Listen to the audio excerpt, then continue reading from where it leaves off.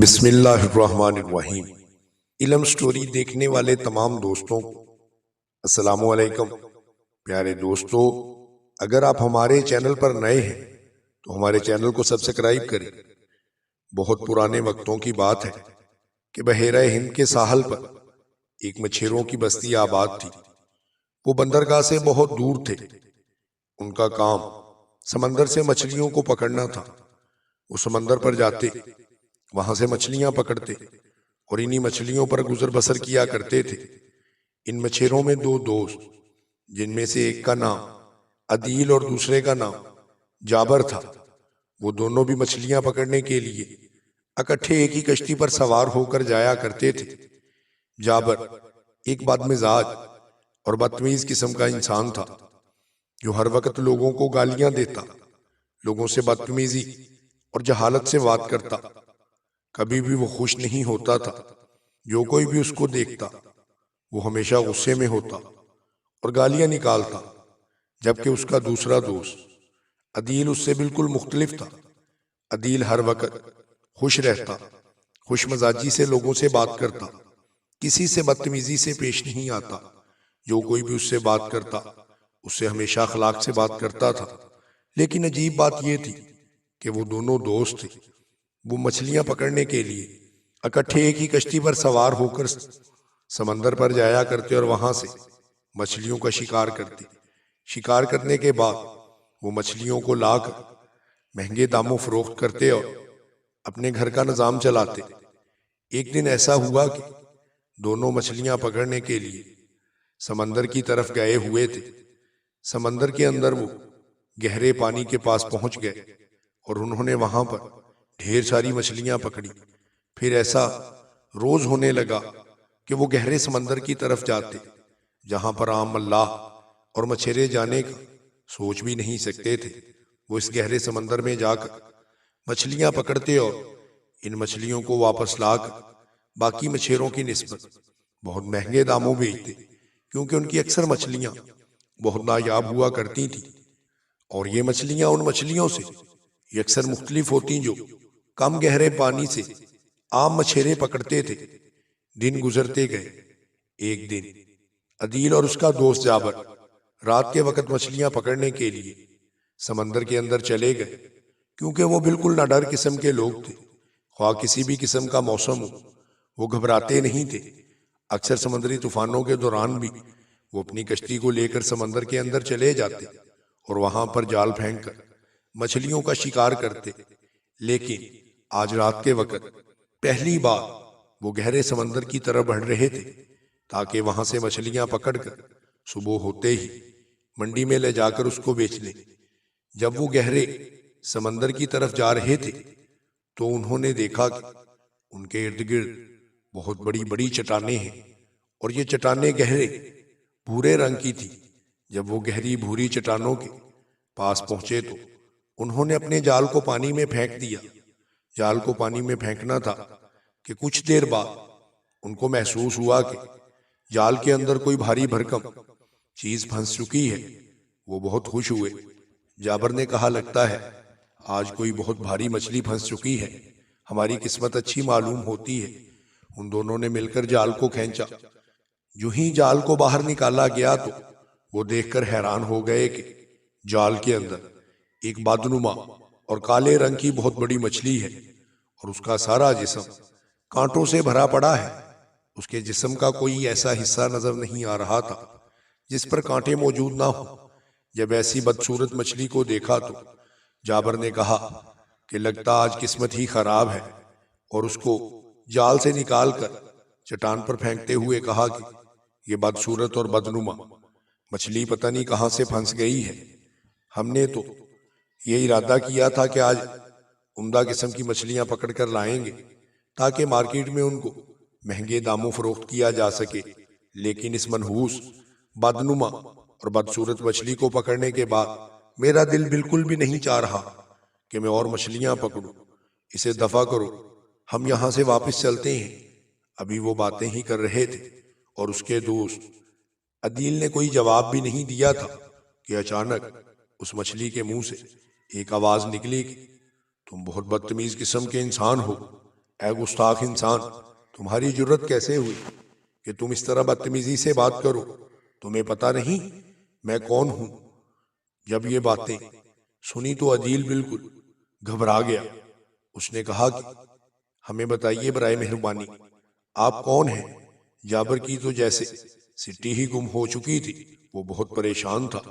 وہ سوچ بھی نہیں سکتا تھا کہ ایک مچھلی کس طرح سے بول سکتی ہے، اور وہ مچھلی جس کے متعلق ابھی کچھ عرصہ پہلے ہی وہ بہت برے برے الفاظ بول چکا تھا۔ مچھلی نے کہا کہ تم لوگوں کو معلوم نہیں، میں جل پری ہوں، میں سمندر کی ملکہ ہوں۔ یہ سننے کے بعد عدیل نے فوری طور پر کہا، اچھی مچھلی، گستاخی معاف کیجئے گا، ہم نہیں جانتے تھے کہ آپ سمندر کی ملکہ ہیں۔ لائیے میں آپ کو اس چٹان سے اٹھا کر سمندر کی سطح پر چھوڑ دوں، کیونکہ چٹان بہت کھردری ہے۔ مجھے لگتا ہے کہ تمہیں یہاں سے تکلیف ہو سکتی ہے۔ آپ ہماری غلطی کو معاف کیجئے گا، ہم آئندہ کبھی ایسی گستاخی نہیں کریں گے۔ یہ کہنے کے بعد وہ مچھلی کی طرف بڑھنے لگا۔ جو ہی عدیل مچھلی کی طرف بڑھا تو اس مچھلی کے منہ سے نکلا کہ مجھے تم بھلے آدمی محسوس ہوتے ہو۔ تم ایسا کرنا کہ 1 سال کے بعد اسی جگہ پر مجھ سے ملنا۔ میری ایک بیٹی بہت خوبصورت ہے، میں اس کے ساتھ تمہاری شادی کر دوں گی، کیونکہ تم جیسے نیک انسانوں کی کمی ہے۔ اگر تم جیسے انسان ہمیں مل جائیں تو یہ ہماری خوش قسمتی ہوگی۔ یہ کہنے کے بعد اس کو اٹھایا اور عدیل نے پانی کے اندر چھوڑ دیا، اور وہ جلدی جلدی اپنی کشتی پر سوار ہو کر وہاں سے اپنی بستی کی طرف آنے لگے۔ راستے میں جابر نے عدیل سے کہا کہ اس نے کیا مذاق کیا ہے، بھلا اس کی بیٹی بھی ہو سکتی ہے، اور اگر ہوگی تو وہ کیسی ہوگی؟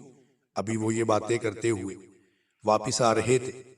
عدیل نے اپنے گھر جا کر اپنی ماں کو بھی سارا قصہ سنایا، لیکن اسی اثنا میں اس کا دوست جابر، جو کہ ایک بدتمیز قسم کا شخص تھا، اس کے دوست بھی بالکل اسی کی طرح سے بدتمیز تھے۔ اس نے اپنے دوستوں میں مشہور کر دیا کہ عدیل ایک جل پری سے شادی کرنا چاہتا ہے۔ ان لوگوں نے عدیل کا اتنا مذاق اڑایا کہ وہ ہر وقت اسے کوستے رہتے۔ عدیل جب کبھی بھی وہاں سے گزرتا تو سب لوگ اس کا مذاق اڑاتے، یہاں تک کہ بستی کا بچہ بچہ اس کا مذاق اڑانے لگا تھا۔ عدیل بہت پریشان تھا، اسے اپنی دوست کی اس حرکت پر بہت غصہ آیا، لیکن وہ کیا کر سکتا تھا؟ اس نے اپنی ماں کو بتایا کہ کس طرح سے اس کا دوست اسے پوری بستی کے اندر ذلیل کر رہا ہے۔ حالانکہ جب جل پری نے یہ بات کی تھی تو وہ اس کے ساتھ تھا، اس نے پھر بھی لوگوں میں آ کر عدیل کا مذاق بنا دیا ہے۔ عدیل کی والدہ نے کہا کہ بیٹا، اس بدتمیز آدمی کے ساتھ تمہیں ویسے بھی شکار نہیں کرنا چاہیے، تمہیں چاہیے کہ تم اپنا خود سے شکار کرو، اس لیے تم کل سے اپنی الگ کشتی بنا لو اور الگ شکار کے لیے جایا کرو۔ یہ بات سننے کے بعد عدیل نے سوچا کہ اس کی ماں ٹھیک کہہ رہی ہے، اسے جابر سے الگ ہو کر اپنا الگ سے شکار کرنا چاہیے۔ اس نے صبح سویرے اٹھتے ہی بڑھئی کے پاس جا کر اسے ایک کشتی تیار کرنے کا کہہ دیا اور خود اپنے واپس گھر چلا آیا۔ بڑھئی نے اس کے لیے ایک بہت ہی عمدہ کشتی تیار کر دی تھی۔ وہ اس کشتی پر بیٹھتا اور سمندر کی سطح پر جا کر مچھلیاں پکڑتا، لیکن کیونکہ وہ اکیلا تھا اس لیے زیادہ مچھلیاں اس سے نہیں پکڑی جاتی تھیں۔ ادھر اس کا دوست جابر اپنے ساتھ اس کی جگہ پر ایک نیا بندہ رکھ چکا تھا۔ وہ سمندر پر جاتے اور وہاں سے جا کر بہت ساری مچھلیاں پکڑ لاتے۔ دنوں میں جابر کی بڑی شہرت پھیلتی گئی، سب مچھیرے اس کو عزت اور احترام کی نگاہ سے دیکھتے، کیونکہ اس کے ہاتھ میں بہت سی مچھلیاں آتی تھیں جن کو بیچ کر وہ بہت سارا پیسہ کما لیتا تھا۔ اس طرح سے اس کی شہرت بڑھتی گئی، اور ویسے بھی آج کل لوگ پیسے کو جس طرح سے اہمیت دیتے ہیں، پرانے وقتوں میں بھی یہ رواج تھا کہ پیسے والے کی ہی اہمیت ہوتی تھی۔ عدیل مچھلیاں پکڑنے کے لیے جاتا تو اس کے ہاتھ میں بہت کم مچھلیاں آتی۔ ایک دن اس نے فیصلہ کیا کہ وہ دن رات محنت کرے گا، ہو سکتا ہے کہ قسمت اس کا ساتھ دے۔ آج چاندنی رات میں وہ اپنی کشتی پر سوار ہوئے سمندر کے اس حصے کی طرف جا رہا تھا جدھر وہ بھوری چٹانیں واقع تھی، اور وہ سمندر کا گہرا حصہ تھا۔ وہ اپنی کشتی کو چلاتے ہوئے ان چٹانوں کے قریب پہنچ گیا۔ اور ان چٹانوں کے ارد گرد اپنا جال پھینک کر وہیں پر چکر لگانے لگا۔ اس نے جب غور سے بھوری چٹان کی طرف دیکھا تو اسے چٹان کے اوپر 3 پریاں نظر آئیں جو کہ بہت ہی خوبصورت تھی۔ پریوں نے ہاتھ اٹھا کر اسے اشارہ کیا اور کہا کہ ہماری طرف آؤ، ہم تمہارا ہی انتظار کر رہی ہیں۔ جب وہ پریوں کی طرف گیا تو اس نے جا کر دیکھا وہاں پر 2 پریاں تو بہت لمبے قد کی ہیں اور ان کی آنکھیں سرخ ہیں اور ان کے چہرے مرجھائے ہوئے ہیں، لیکن تیسری درمیانے قد کی لڑکی تھی، وہ ان پریوں سے بالکل مختلف نظر آ رہی تھی۔ ایسے لگتا تھا جیسے وہ زمین پر رہنے والی ہی کوئی شہزادی ہو۔ پریاں کہہ رہی تھی کہ مسافر آ جاؤ، ہم تمہارا ہی انتظار کرتی ہیں، ہمیں تمہارے لیے بھیجا گیا ہے، جلدی کرو ہمارے ساتھ آؤ، ہم تمہیں اپنی ملکہ کے پاس لے کر جائیں۔ تب عدیل کے ذہن میں آیا کہ بہت عرصہ پہلے اسے جو مچھلی یہاں پر ملی تھی، لگتا ہے یہ اسی نے بھیجی ہوئی ہیں جو اسی ملکہ کے پاس عدیل کو لے کر جانا چاہتی ہیں۔ عدیل ان کے ساتھ جانا تو نہیں چاہتا تھا، لیکن پھر کیا ہوا، اچانک وہ اس کی کشتی میں سوار ہو گئی اور اس کی کشتی جیسے پانی کی گہرائی میں ہی اترتی چلی گئی۔ کشتی پانی کے اندر نیچے سے نیچے جا رہی تھی، لیکن عدیل بہت خوفزدہ تھا، وہ گھبرایا ہوا تھا۔ اس کو سانس لینے میں بھی تھوڑی سی دشواری محسوس ہو رہی تھی، کیونکہ وہ محسوس کر رہا تھا کہ وہ پانی کے اندر میلوں گہرائی میں اترتا چلا جا رہا ہے۔ کافی دیر کے بعد وہ کشتی ایک غار نما حصے میں داخل ہو گئی۔ عدیل نے دیکھا کہ وہ ایک غار ہے جو آگے آگے مزید زیادہ چوڑائی اختیار کرتی جا رہی ہے۔ غار کے اندر جانے کے بعد کشتی ایک محل نما حصے میں داخل ہو گئی جو ایک الگ سے دنیا محسوس ہو رہی تھی۔ اس محل کی ایک عجیب سی شان و شوکت تھی جس میں طرح طرح کے رنگ نظر آ رہے تھے۔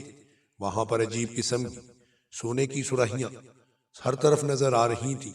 وہاں کا ساز و سامان بالکل مختلف تھا، ایسے لگ رہا تھا کہ وہاں کا ہر سامان زمین پر پائے جانے والے سامان سے بالکل مختلف ہے۔ جب وہ وہاں پر پہنچا تو اس نے دیکھا کہ وہاں پر ویسے ماحول نہیں ہے جیسے سمندر کے اندر تھا۔ وہاں پر نہ تو پانی موجود ہے اور نہ ہی وہاں پر اسے سانس لینے میں کسی قسم کی کوئی دشواری محسوس ہو رہی تھی۔ اس کے بعد وہ حیران ہو گیا کہ اسے وہاں پر کسی قسم کا کوئی انسان یا کوئی پری نظر نہیں آئی۔ پھر جیسے ہی وہ اگلے کمرے میں داخل ہوئے تو وہ ایک بڑا ہال تھا جس میں اس کو ہر طرف پریاں اور پریزاد نظر آ رہے تھے۔ وہ ایک الگ سے دنیا تھی جہاں پر بہت سی پریاں ادھر ادھر موجود تھیں، اور وہاں پر ایک تخت کے اوپر وہی ملکہ بیٹھی ہوئی تھی جو مچھلی کی صورت میں ان کو 1 سال پہلے ملی تھی۔ عدیل دیکھتے ہی اس کو پہچان گیا، اسے پتا چل گیا کہ یہ وہی ملکہ ہے۔ ہو نہ ہو اسی ملکہ نے مجھے یہاں پر بلایا ہے تاکہ میں اس کی بیٹی کے ساتھ شادی کر سکوں، اور یہی وہی بیٹیاں ہوں گی جس کے متعلق اس کا دوست جابر اس کا بہت مذاق اڑایا کرتا تھا۔ بلکہ جابر ہی نہیں، پوری بستی نے اس کا مذاق اڑانا شروع کر دیا تھا۔ ملکہ نے جب عدیل کو دیکھا تو کہنے لگی کہ خوش آمدید اے نوجوان، ہم تمہارے انتظار میں ہی تھے، ہمیں بہت خوشی ہوئی ہے کہ تم نے اپنے وعدے کو پورا کیا اور واپس اسی جگہ پر آ گئے۔ اب تمہارے لیے یہاں پر بہت ساری ایسی چیزیں موجود ہیں جس سے تم کو راحت پہنچائی جا سکتی ہے۔ سب سے پہلے تم ادھر آؤ اور طرح طرح کے کھانوں سے لطف اندوز ہو۔ یہ دیکھا تو عدیل کی حیرت کی انتہا نہ رہی۔ ہر طرف ٹیبلوں کے اوپر اتنے بہترین کھانے لگے ہوئے تھے جو اس کی دنیا سے مختلف تھے، لیکن لگ بہت لذیذ رہے تھے۔ وہ فوری ان کھانوں پر جھپٹ پڑا کیونکہ اسے بہت بھوک لگی ہوئی تھی۔ اس نے کھانا کھانے شروع کر دیے۔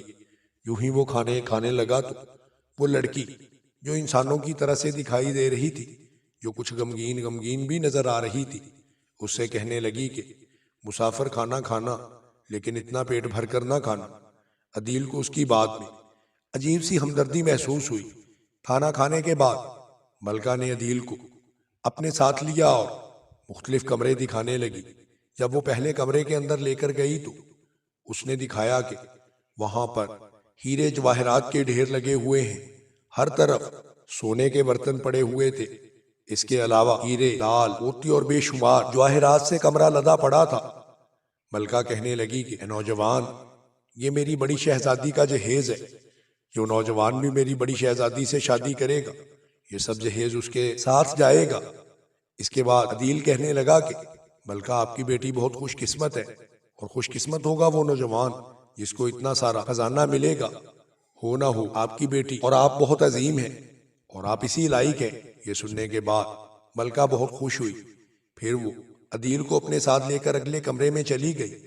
عدیل نے دیکھا کہ اس کمرے کے اندر طرح طرح کی نایاب چیزیں پڑی ہوئی ہیں، جس میں بہت ہی قسم کی مورتیاں، اس کے علاوہ پرانے دور کے سکے اور بہت سی ایسی چیزیں تھیں جو اس کی دنیا میں بہت نایاب سمجھی جاتی تھی، اور اس نے اندازہ لگایا کہ ان چیزوں میں سے ہر چیز کی قیمت لاکھوں کروڑوں میں ہے۔ وہ بہت حیران ہوا۔ ملکہ نے عدیل کو بتایا کہ یہ اس کی دوسری بیٹی کا جہیز ہے، جو نوجوان اس کی دوسری بیٹی کے ساتھ شادی کرے گا اسے یہ سارا کچھ جہیز میں دیا جائے گا۔ عدیل بڑا خوش ہوا۔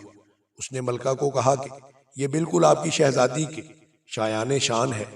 اس کے بعد ملکہ نے کہا کہ یہ جو تیسری لڑکی تمہیں نظر آئی ہے یہ شہزادی نہیں ہے، یہ ہمارے پاس ایک لڑکی ہے جس پر ہم نے خدا ترسی کر کے اس کو پالا ہے اور اپنی بیٹیوں کے ساتھ رکھا ہے۔ پھر اس کے بعد وہ اپنے مخصوص کمرے میں عدیل کو لے آئی اور پوچھا کہ تم میری کس شہزادی سے شادی کرو گے؟ عدیل ایک سمجھدار اور محنتی انسان تھا۔ اس نے کہا کہ ملکہ، میں آپ کی تیسری شہزادی سے شادی کروں گا جس کو آپ جہیز نہیں دینا چاہتی۔ اس کی وجہ یہ ہے کہ آپ کی دونوں شہزادیوں کی حیثیت مجھ سے بہت زیادہ ہے، اور آپ نے جو سامان ان کے لیے بنا رکھا ہے وہ میری حیثیت سے بہت بڑھ کر ہے۔ میں تو ایک غریب اور محنتی مچھیرا ہوں، میرے پاس کوئی مال و دولت نہیں، اس لیے میں اسی لڑکی سے شادی کروں گا جس کے پاس مال و دولت اتنی فراوانی موجود نہیں ہے۔ یہ سننے کے بعد ملکہ غضبناک ہو گئی۔ اس نے کہا کہ تم میری شہزادیوں کو چھوڑ کر اس لڑکی سے شادی کرنا چاہتے ہو جس کو میں نے پالا ہے، حالانکہ وہ میری شہزادیوں کی حیثیت کی نہیں۔ عدیل کہنے لگا کہ ملکہ عالیہ، میں اسی لیے تو اس سے شادی پر رضامند ہوا ہوں کہ وہ میری حیثیت کی ہے، آپ کی بیٹیوں کی حیثیت مجھ سے بہت زیادہ ہے۔ یہ کہنے کے بعد وہ ابھی باتیں ہی کر رہے تھے کہ اچانک عدیل پر نیند کا غلبہ ہوا اور وہیں پر پڑے ہوئے ٹیبل پر وہ سو گیا۔ وہ لمبے دیر تک وہیں پر سوتا رہا۔ اسے بہت نیند آ چکی تھی۔ وہ لمبے عرصے تک وہیں پڑا سوتا رہا۔ جب اس کی آنکھ کھلی تو اس نے دیکھا کہ وہاں پر کوئی بھی موجود نہیں ہے، ہر طرف سناٹا اور خاموشی ہے۔ اس نے دیکھا کہ ایک طرف سے ایک عجیب سا غمگین نغمہ بلند ہو رہا ہے۔ وہ اس سمت میں گیا تو وہاں پر وہی لڑکی تھی جس کے متعلق اس نے کہا تھا کہ میں اس سے شادی کر سکتا ہوں۔ وہ لڑکی عجیب نظروں سے اسے دیکھ رہی تھی۔ اس نے پوچھا کہ اے لڑکی، تم ان لوگوں سے مختلف کیوں ہو اور یہاں پر کیا کر رہی ہو؟ تھوڑی دیر پہلے تو یہاں پر بہت رش اور ہجوم تھا، آخر یہ سب لوگ کہاں پر چلے گئے ہیں؟ اس لڑکی نے بتایا کہ یہ پرستان کا ملک ہے، یہاں کی دنیا ہماری دنیا سے بالکل الگ ہے۔ میں بھی تمہاری طرح خشکی پر رہنے والی ہوں اور میں تمہیں اپنی کہانی سناتی ہوں۔ ایک روز میں اپنے والدین کے ساتھ ایک بحری سفر میں بیٹھ کر سمندر کا سفر کر رہی تھی کہ اچانک ہمارا جہاز طوفانوں کی زد میں آ گیا، جس سے جہاز ٹوٹ پھوٹ گیا اور جہاز میں تمام لوگ مر گئے۔ میں بھی جہاز میں ڈوبنے لگی تھی کہ میں ان جل پریوں کے ہتھے چڑھ گئی۔ یہ مجھے اپنی اس دنیا میں لے آئے۔ کبھی کبھار یہ اپنے ساتھ مجھے میری دنیا میں سمندر کی سطح پر لیے جاتے ہیں۔ میں وہاں کا نظارہ کر کے بہت خوش ہوتی ہوں، لیکن یہاں سے نکلنے کے لیے میرے پاس کوئی راستہ موجود نہیں ہے۔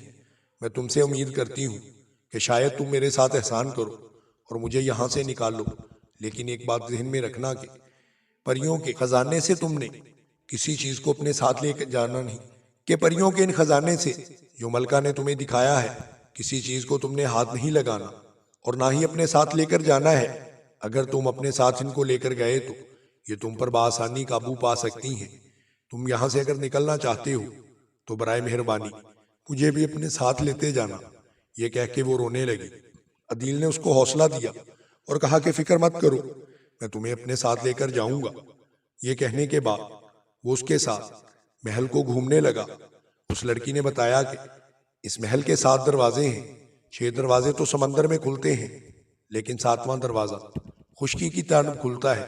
اگر تم کسی طرح سے اس کی چابیاں حاصل کر لو تو ہم زمین پر جا سکتے ہیں۔ اس کے بعد عدیل نے ہاں میں سر ہلایا اور کہا کہ اللہ ہماری مدد کرے گا اور ہم کسی نہ کسی طرح سے یہاں سے نکلنے میں آزاد ہو جائیں گے۔ اس نے جب پوچھا کہ وہ لوگ کدھر گئے ہوئے ہیں تو لڑکی نے بتایا کہ ان کے سونے کا دن ہے، یہ صرف سال میں 1 مرتبہ سوتے ہیں، اس لیے تمہیں نظر نہیں آ رہے، وہ جلد واپس آئیں گے۔ وہ محل کے اندر مختلف حصوں کو گھومنے لگے۔ پھر عدیل نے دیکھا کہ اگلے ہی دن تمام لوگ محل میں آ گئے۔ محل میں آنے کے بعد ملکہ نے پوچھا کہ تمہارا کیا ارادہ ہے؟ وہ دوبارہ سے عدیل کو اپنے ساتھ ان کمروں میں لے گئی جہاں پر ہیرے اور جواہرات موجود تھے۔ ان ہیروں کو دیکھ کر عدیل نے ملکہ سے کہا کہ ملکہ عالیہ، میں تو آپ کی بیٹیوں سے شادی کرنے کے لیے تیار نہیں ہوا تھا، لیکن ہماری دنیا میں بہت سارے ایسے لوگ ہیں جو اس مال و دولت کا سن کر فوری طور پر آپ کی بیٹیوں سے شادی کرنے کے لیے تیار ہو جائیں گے۔ اگر آپ مجھے اجازت دیں تو میں اپنے ساتھ ایک گواہ کو لے جاتا ہوں اور بہت سارے لوگوں کو واپس لے آؤں گا تاکہ وہ یہاں پر آ کر آپ کی بیٹیوں سے شادی کر سکیں۔ یہ سن کر ملکہ کی آنکھوں میں ایک تیز چمک ابھری۔ اس نے کہا نوجوان، تم ٹھیک کہتے ہو، تم اس طرح سے کرو کہ یہاں سے کچھ مال و دولت انعام کے طور پر اپنے ساتھ لے جاؤ، اور یہ مال و دولت ہمیشہ اپنے پاس رکھنا، اس کو فروخت نہ کرنا، یہ تمہارے بہت کام آئے گا۔ اور تم اس طرح سے کرو کہ یہاں سے کس کو لے کر جاؤ گے گواہ کے طور پر؟ فوری طور پر عدیل نے کہا کہ اس لڑکی کو آپ میرے ساتھ بھیج دیں، یہ جو آپ کی غلام ہے، اگر یہ میرے ساتھ ہوگی تو لوگ اس بات کا یقین کر لیں گے کہ میں جھوٹ نہیں بول رہا۔ ملکہ خوش ہوئی اور اس نے کہا کہ تم اسے بھی اپنے ساتھ لے جاؤ اور پھر واپس آنا اور اپنے ساتھ کافی سارے لوگوں کو لے کر آنا، ہم ان کو مالا مال کر دیں گے۔ عدیل نے کہا چلو ٹھیک ہے، آپ ہمیں خشکی پر پہنچا دیں۔ ملکہ نے کہا کہ میری شہزادی جو بڑی بیٹی ہے اس کے پاس جاؤ اور اسے کہو کہ خشکی کا دروازہ کھول دے تاکہ تم خشکی پر پہنچ سکو۔ عدیل نے فوری طور پر اس لڑکی کو اپنے ساتھ لیا اور اس شہزادی کے پاس چلا گیا۔ شہزادی اسے ساتھ لیے ہوئے ایک اندھیرے راستے کی طرف بڑھتی گئی۔ وہ اندھیرا راستہ جاتے ہوئے ایک سرنگ نما راستے میں داخل ہو گیا، اور پھر سرنگ میں سے گزرنے کے بعد اس راستے میں سے گزرتے ہوئے یوں ہی وہ بہت آگے نکل آئے تو ملکہ کی بڑی شہزادی نے کوئی بٹن سا دبایا۔ غار کے دہانے پر ایک بڑا پتھر ایک طرف کو سرکنے لگا اور وہاں پر راستہ نمودار ہو گیا۔ فوری طور پر وہ نوجوان اور اس کے ساتھ موجود لڑکی اس راستے سے باہر نکل گئے۔ یوں ہی وہ باہر نکلے تو دیکھا کہ ایک طرف وسیع و عریض سمندر ہے اور دوسری طرف خشکی ہے۔ وہ تھیلا اس کے ہاتھ میں موجود تھا جس میں مختلف جواہرات ڈال کر ملکہ نے اس نوجوان کو دیے تھے۔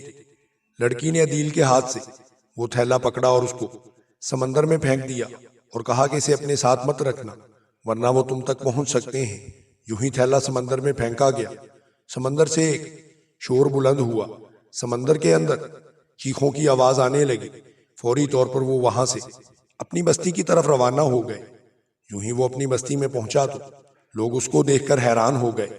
اس کی ماں بھی پریشان تھی۔ انہوں نے جب لڑکی کو اس کے ساتھ دیکھا تو وہ سب لوگ عجیب نظروں سے دیکھنے لگے، جو اس کا مذاق اڑایا کرتے تھے، اور اس کی کہانی سننے کے لیے وہاں پر پہنچ گئے۔ جب عدیل نے ساری کہانی سنائی تو اکثر لوگوں نے کہا کہ یہ بہت ہوشیار اور عقل مند آدمی ہے جو اپنے آپ کو اس طلسمی دنیا سے نکال لایا ہے۔ لیکن جابر اور اس کی ماں نے جب یہ سنا تو ان کے دلوں میں لالچ پیدا ہو گیا اور وہ سوچنے لگے کہ اگر وہ دوبارہ سے اسی جزیرے کے اندر چلے جائیں تو ہو سکتا ہے کہ وہ اتنے مالدار ہو جائیں کہ پوری دنیا ان پر اشش کرنے لگے۔ ماں بیٹا فوری طور پر ادھر روانہ ہو گئے، اور جو ہی وہ جل پریوں کے پاس پہنچے تو جل پریاں ان کو اپنے محل کے اندر لے گئیں اور ان کی خوب آؤ بھگت کی، اور ان کو وہاں پر کہا کہ ہماری بچیوں کے ساتھ شادی کر لو، اور جابر کو کہا کہ ہماری بیٹی کے ساتھ شادی کر لو۔ جابر اتنی سارے مال و دولت کو دیکھ کر رضامند ہو چکا تھا۔ وہ اور اس کی ماں، کیونکہ ان کی عادت تھی کہ وہ ہر وقت لڑتے جھگڑتے رہتے تھے اور گالیاں نکالتے تھے، انہوں نے وہاں پر جا کر بھی اپنے اس رویے کو نہیں بدلا، جس کا یہ نتیجہ ہوا کہ جل پریاں جلد ہی ان سے اکتا گئی۔ انہوں نے سوچا کہ یہ لوگ ہمیشہ ہمیں تنگ ہی کرتے رہیں گے۔ انہوں نے جابر اور اس کی ماں کو وہاں سے نکالا اور ایک ویران جزیرے پر جا کر چھوڑ دیا۔ یہاں پر کھانے پینے کے لیے بھی کچھ نہیں تھا۔ وہ وہیں پر کھانے پینے کی تلاش میں گھومتے گھومتے مر گئے۔ اس کے بعد لالچ نے ان کو ان کے انجام تک پہنچا دیا تھا۔ پیارے دوستو، اگر آپ کو ہماری کہانی پسند آئی ہو تو ہماری ویڈیو کو لائک کریں، ہمارے چینل علم سٹوری ٹی وی کو سبسکرائب کریں اور بیل آئیکن کو بھی دبا دیں تاکہ ہماری ہر نئی آنے والی ویڈیو کی اپڈیٹ آپ کو موصول ہوتی رہے۔ جزاک اللہ۔